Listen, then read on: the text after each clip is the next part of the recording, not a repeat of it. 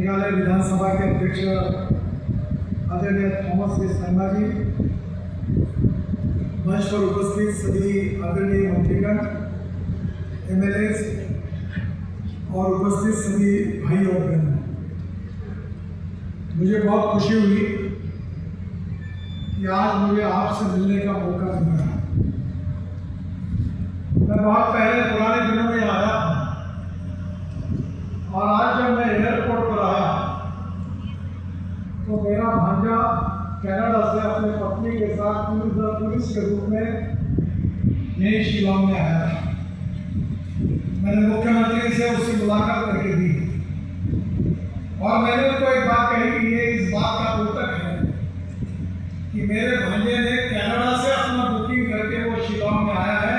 इसका मतलब Meghalaya international destination है। बहनों और भाइयों, अगर किसी भी राज्य का और देश का अगर विकास होता है तो चार चीजें बहुत इंपॉर्टेंट होती है: water, power, transport and communication.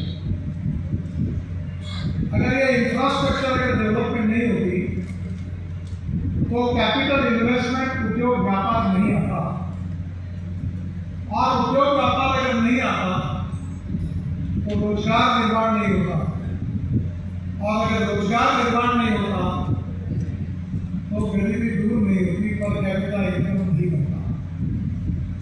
और आज ये बात देश के लिए और राज्य सरकार के लिए महत्वपूर्ण है।